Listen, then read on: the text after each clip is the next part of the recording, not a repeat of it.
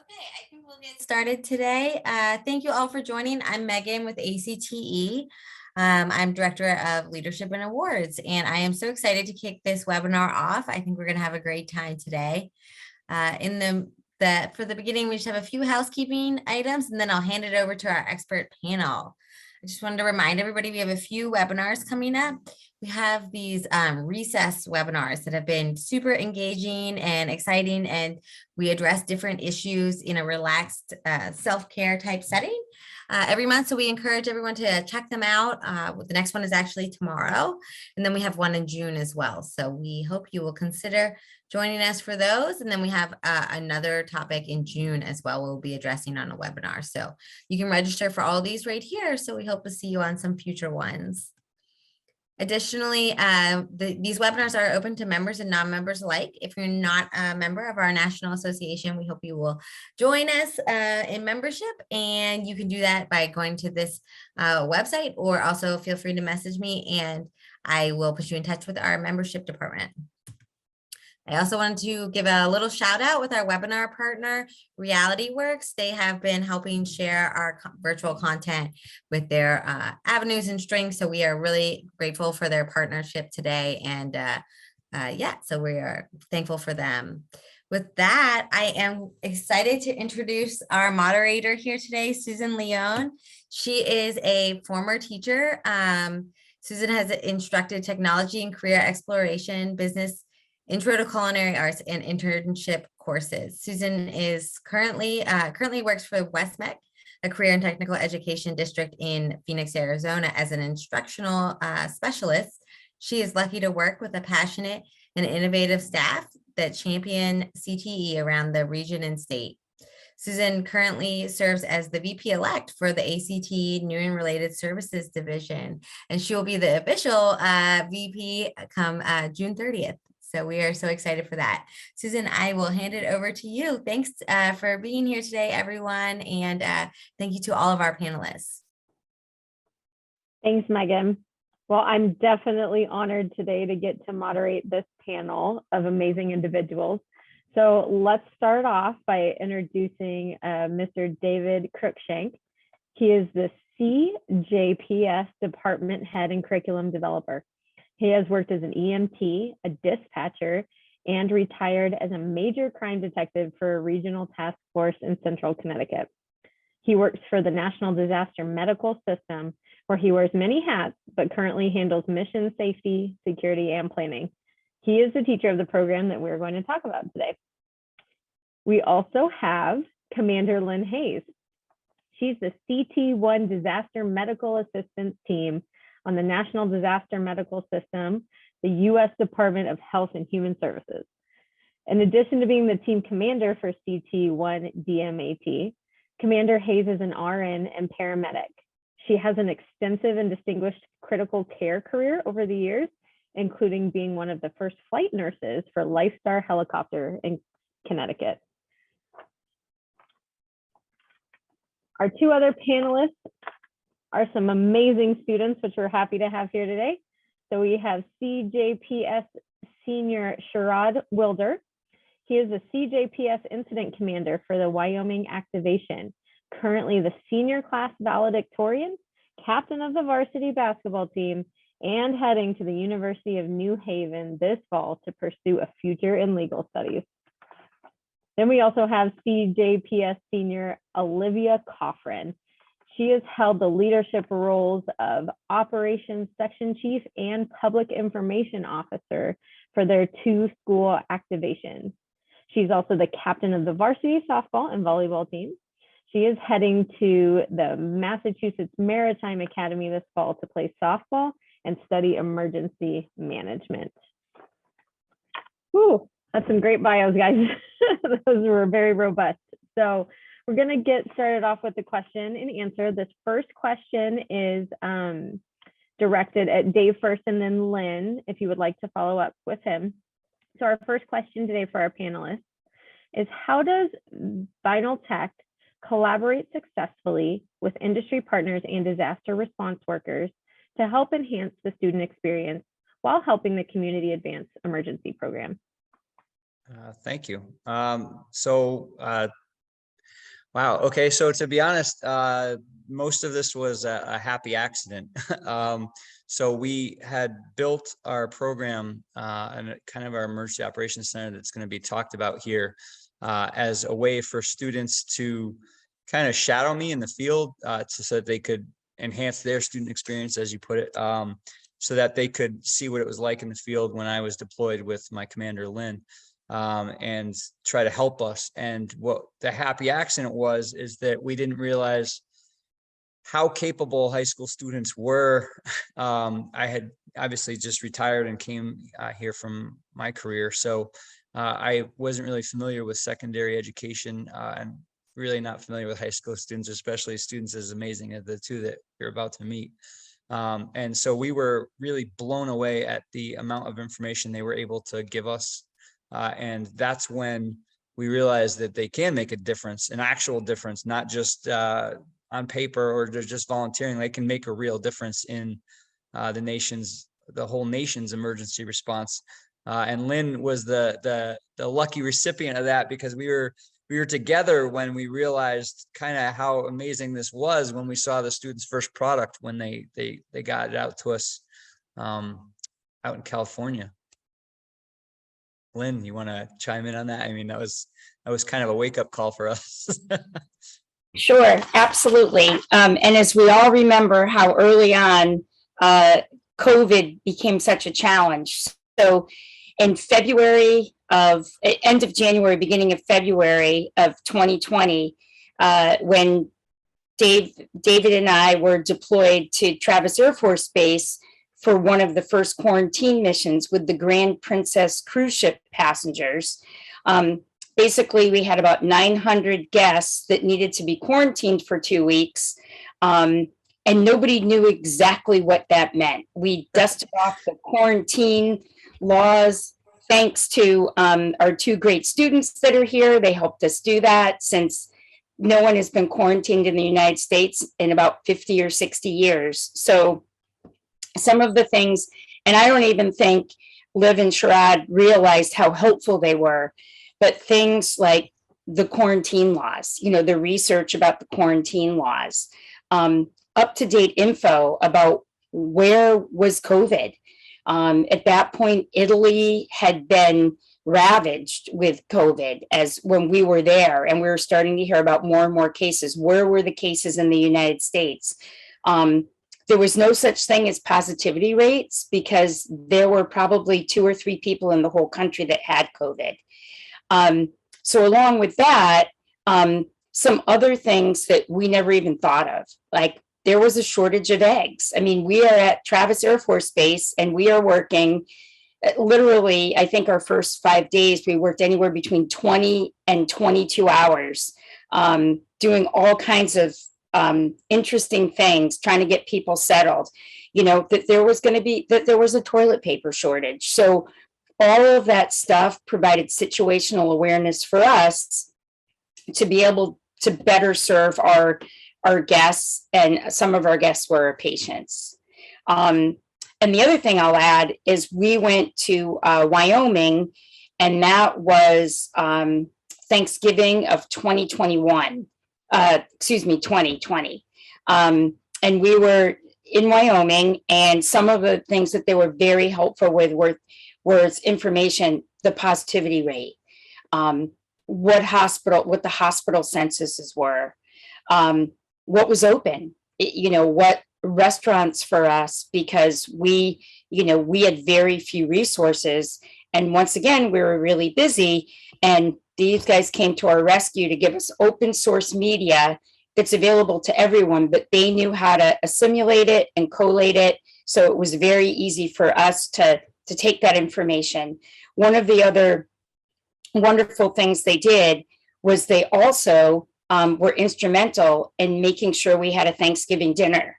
They were able to make calls for us to local restaurants to find out in the area, so our team could celebrate Thanksgiving with our DMAT family instead of our families at home. So anything else you want to add, Dave? Or no, I just think it's it's amazing to a lot of people what we do out in deployments, and it's just people helping people. And so, you know, we're just like everybody else. We have our regular day jobs, and then we go off and do this. So when we leave home for so long, it is hard.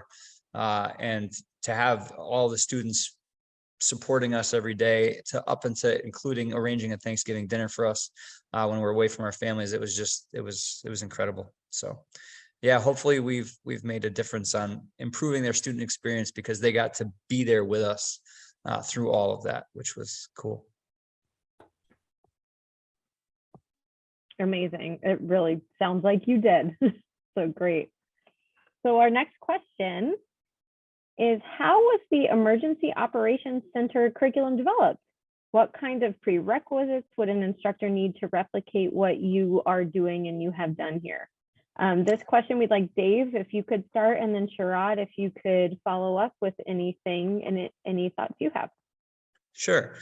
So this, as I said before, it was kind of just an accident. We didn't really plan on this. So one of the things that almost every CTE program that has anything to do with police, fire, EMS, even military, all the programs have almost a very similar curriculum. And as part of that curriculum is incident command system through FEMA and national incident management system through FEMA, which are two standardized courses which every instructor in the CTE field would be familiar with. We basically just made it into a practical experience.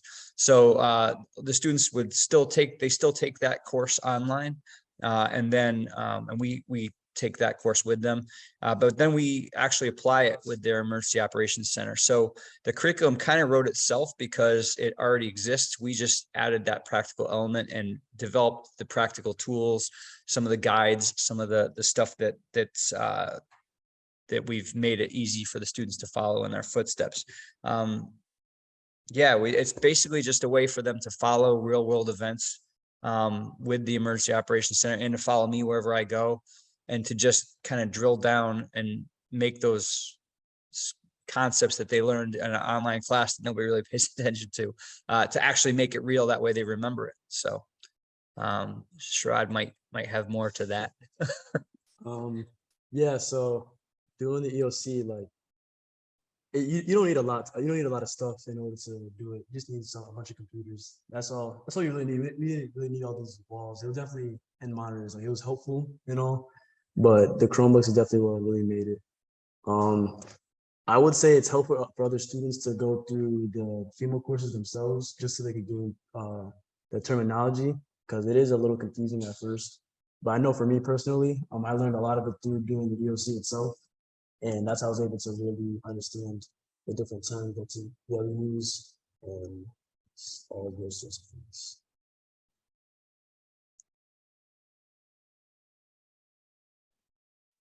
Yeah. Great, thank you, guys. That was good. That was great. You're getting that real world application there, and it's making it real. That's awesome. So this next question is directed at Sharad again, and then Liv to follow up. How does the Emergency Operations Center at Vanell Tech help support students to get ahead before they graduate high school? I feel like, especially like when you're going into the criminal justice workforce, we look at a lot of those certifications, and they're impressed that we're only in high school doing these types of things and that we have this type of stuff. I just feel like it makes it so much more available to other jobs, other internships, just career that we want to do later on in life.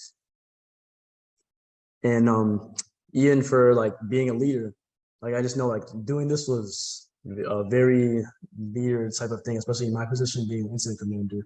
And it's like, if I wasn't here, I don't know like what would happen with the teams. It's like either you have to push through it yourself. It's like the thing that makes or breaks you.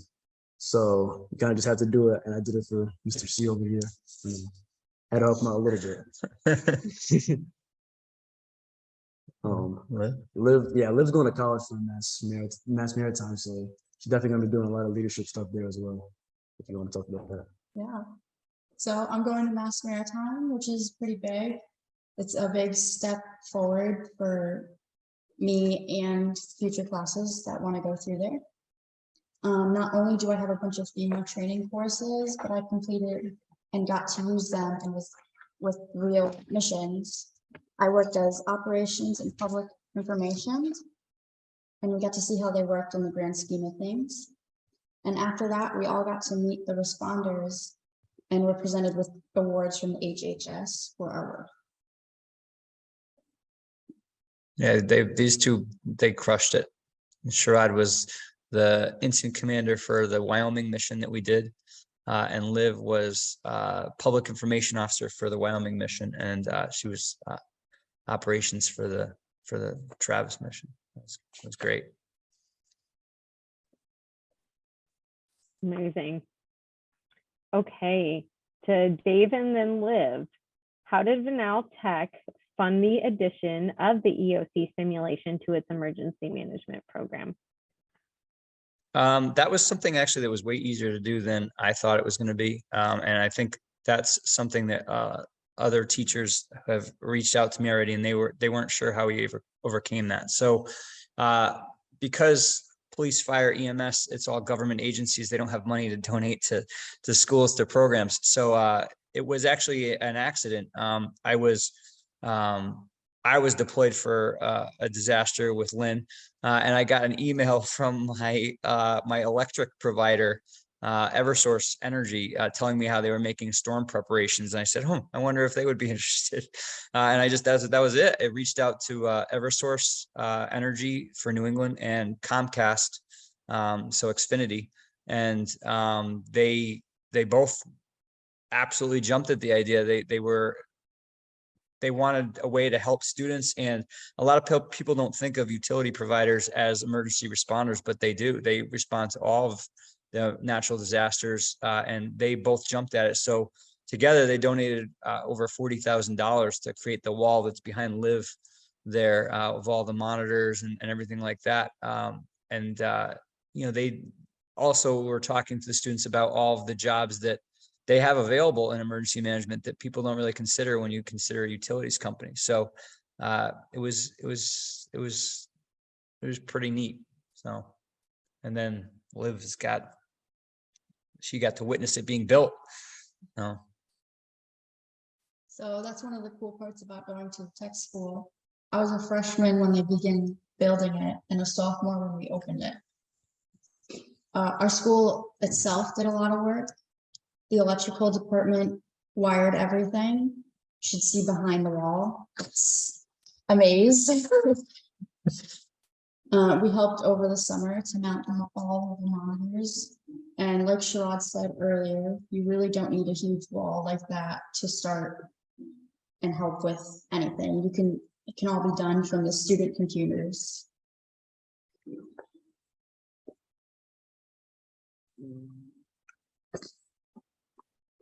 Great. That's awesome. Our next question, have internships or work-based learning opportunities for students been added to the program or looked at for additional real-time opportunities for students? Does industry look towards this program for future possible employment opportunities for post-grad students? We'll start off with Dave, move to Liv, and then Lynn, if you could add in your thoughts as well. So I think we're doing a pretty good job I'm looking at my side, the students are sitting next to me, on career and work-based learning opportunities and internships. We have, because our program is more than just the Emergency Operations Center, we have internships with police, fire, EMS. So we have students working undercover with detectives buying tobacco around the state of Connecticut. We have students working for EMS staffing company. Sherrod is actually working with lawyers with state emergency management in their legal division, and some of the meetings he's in, I'm not even allowed to sit in. So, but it's pretty impressive, all the stuff they're doing. I think we're slowly building in the emergency management component, and I think that this is a nice way for us to do that. I hope that we're setting students up for success post-graduation. I guess Liv and Sherrod will be the tests for that. We're a new program, so they're my first full graduating class where I was with them from start to finish for all 4 years. So I don't know, Liv, do you think you're going to be successful? I think they pretty much set me up pretty good. Going to Mass Maritime, studying emergency management. But I don't think some of the students realize that when they enter the program, that how many different possibilities exist and the certifications that they can get. Earlier today, we presented our resumes for teachers for our senior presentations, and they couldn't believe how many certifications we have. Hopefully, that'll make the commander interested in hiring me.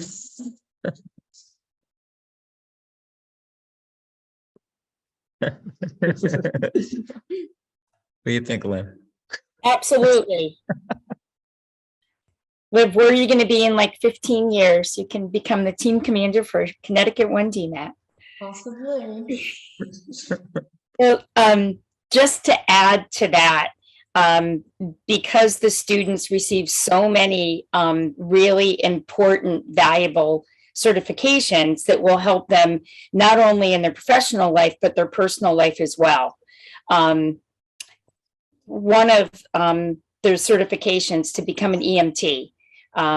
They can walk out the door with their diploma and their EMT certification and get a job anywhere as an emergency medical technician on an ambulance to start their career if they like. It's also very helpful if they go to nursing school or doing what, Liv and Sharad are doing, or PA school, or to become a paramedic. All of these not only set them up for success within those chosen career fields, but it also sets them up to be great leaders, not only for their potential jobs that they receive in their careers, but also in their communities. Because DMAT is really an advocation, it's not a full-time job. It sets them up, if they want to have some profession unrelated to EMS or emergency management, but they want to be the chief of their volunteer fire department, or a team commander on a DMAT team, or in charge of a chapter of the Red Cross. They are well suited and set up to be able to do that. And I, in my other positions as a hiring manager, would absolutely look at that on their resume and realize that they really have the stick-to-itiveness to complete all the certifications and to complete the program. So I just love this program, and I wish it was available when I was in high school. Same. I think that's the ultimate positive comment, right? I wish I could have done that when I was in high school. So that's great. We're going to finish up with one last question. And this will start with Dave, then move to Sharad, and then move to Lynn. And then Liv, if you want to add on, you can as well. And it is, how can other CTE programs successfully replicate this emergency management program within their high school? Good question. Hopefully, Sharad, hopefully we made it pretty turnkey. I didn't start as a high school teacher, and so I wasn't familiar with secondary education. I had to kind of, learn how to be a high school teacher, which Sharad and Liv had to go through the growing pains of that with. I'm sure they have plenty of stories. So because I was used to teaching adults, some of this stuff, I wasn't really ready to teach high school students this. So I needed it to be very clearly laid out for me on how students learn and how we can do this.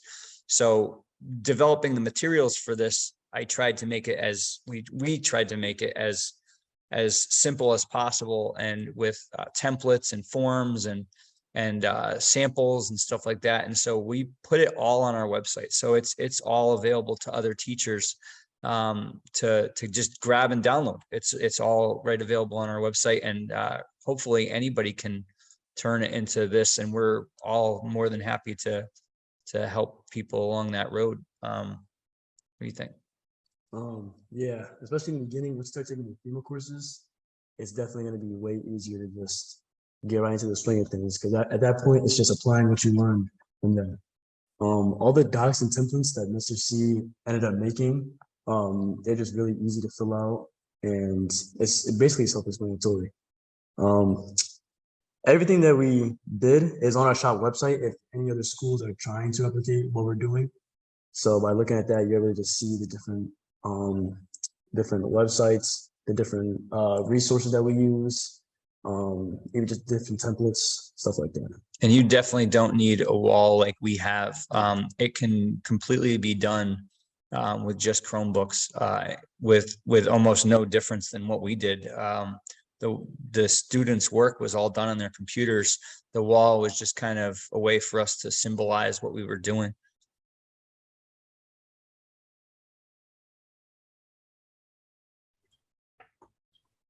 Yeah, and if I could just add in, I think too, if you're looking for, where can you find people to help or assist?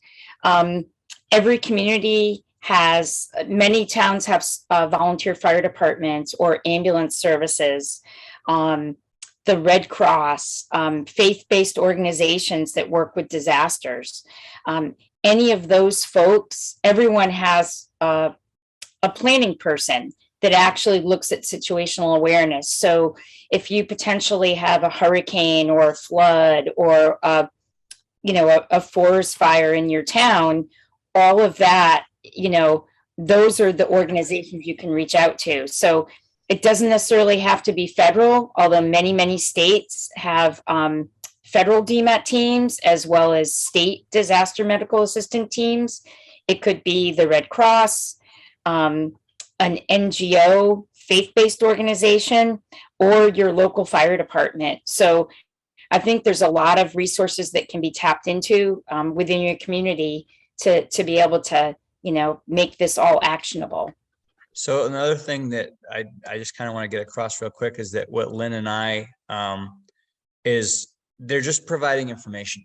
They're just providing information that's available on the internet, and they're consolidating it in a way that is so insanely helpful. We look back, like it was written in the article, that this used to take rooms full of people to consolidate this information, and these guys can do it on their cell phones in about 5 minutes. So when we look at all of that open source information, Lynn and I don't have time to be, and any of these disaster responders, we don't have time to be on our cell phones. We're actually in the hurricane or helping people set up field hospitals and stuff like that. We don't have time to be, even though the information is there and available, we don't have the time to be consolidating it and getting it from all different sources and figuring out what's what. And that's why these students properly trained can really do wonders just by providing the information, the specific information that we're looking for. It was all properly source linked and everything. So there was really no issues of us using that information as our actual information, because we could just click on the link and see that where it came from, then it was an actual federal source. So it's just really amazing what they did. And it's really useful to any organization in times of need. It's just it's incredible. Yeah, and Dave, if I could just add, when we respond to a hurricane or when the infrastructure is destroyed, to be able to get this information, because we don't necessarily have the bandwidth to get on a lot of major websites or the power, the electrical capability or the power to be able to get on these websites. So, and as Dave had said, this is all open source media. They're all, cited, whether it's cdc.gov or the NIH or the Hurricane Center.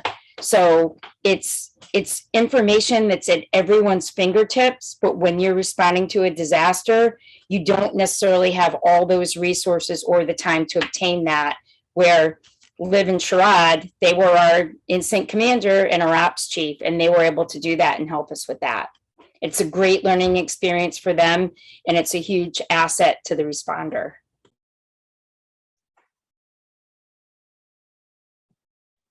Couldn't have said it better myself, Commander. You guys are great. You work well together. A couple things. Dave has graciously shared his email in the chat. He opened it up to all participants, which is so nice of you. Thank you to share that and be willing to affect CTE students around the nation. So go to the chat if you want to reach out to him. Our wonderful ACTE staff has also posted in the chat the link to the article and ACTE techniques, which goes into detail about their program as well. I read it. It's great and amazing and really showcases some of the awesome things they've been able to do, along with what they talked about today. The recording is going to be posted to the website eventually too when it we get off today. But then at this time, we want to open it up to questions from our participants that we see you guys are in here. So if you have any questions for our panel, you could put them in the chat and we'll wait just a minute to see any questions directed at anybody. Liv, Sharad, Dave, and Lynn, we really appreciate them taking out time out of their busy schedules to be here, but they'd love to entertain some of your questions as well. I will wait just a minute.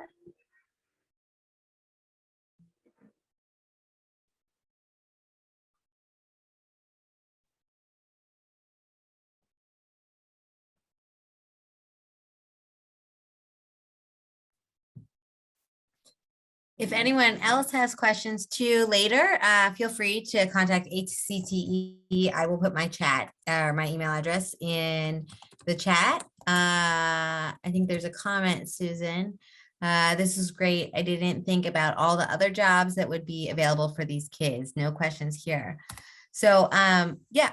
So feel free if you think of something later to email me, or we put David's email in the chat too, and we can put you in contact with the students or Commander Hayes or whoever. And also the recording will be posted, like she said, to the website. And we hope you will join us for upcoming webinars. But with that, I just want to thank our expert panelists here today. You all are amazing. We are so impressed with all of you, especially our students.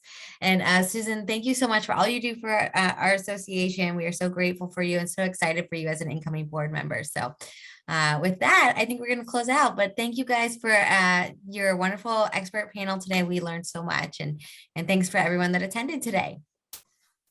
Thank you very much. This was fun. Yes, thank you. It was a pleasure.